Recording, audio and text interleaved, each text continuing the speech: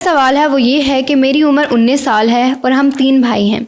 सबसे छोटा भाई 14 साल का है। मेरे वालिद ने 2 शादियां की हुई हैं। मेरे वालिद अपनी दूसरी बीवी और बच्चों के साथ मुल्क से बाहर रहते हैं, लेकिन पहले हमें हमारा महीने का खर्चा आ जाता था। मेरे वालिद के पाकिस्तान में 2 घर हैं, एक शहर में और एक गांव में। मेरी दादी और अंकल शहर वाले घर में रहते हैं और हम गांव वाले में। गांव वाले में सिर्फ 3 कमरे हैं, जिनमें से 2 में दादी का सामान है और वो बंद है। हमारे पास एक कमरा है जिसमें 4 लोग रहते हैं। अब मेरे अंकल हमें डराते धमकाते हैं कि मैं तुम्हें घर से निकाल दूंगा, और अब हमारे वालिद से रब्ता नहीं हो पा रहा। तो क्या मैं अपने वालिद की प्रॉपर्टी से हिस्सा मांग सकता हूँ या वो घर अपने नाम करवा सकता हूँ?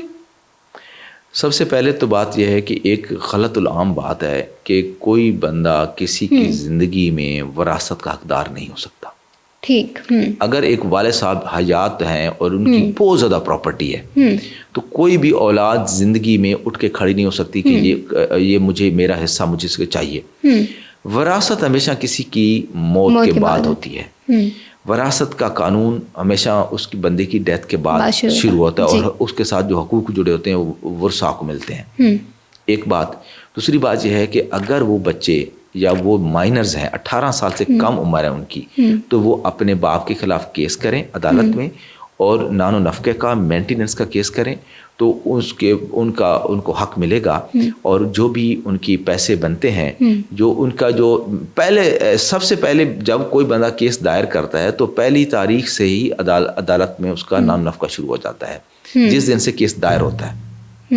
जो पिछले सालों का भी आप मांग सकते हैं। अगर आपको नानो नफ़क़ा नहीं मिलता रहा तो पिछले सालों का भी क्लेम कर सकते हैं, लेकिन उनका सबूत चाहिए कि आपको नानो नफ़क़ा नहीं मिलता रहा।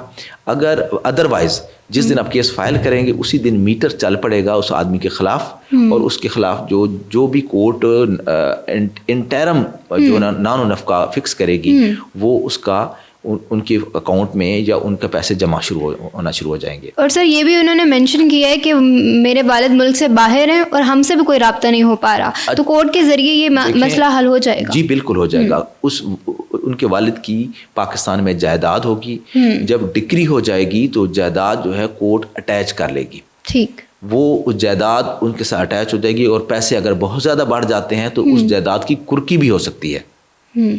तो पैसे तो हर सूरत में मिलेंगे।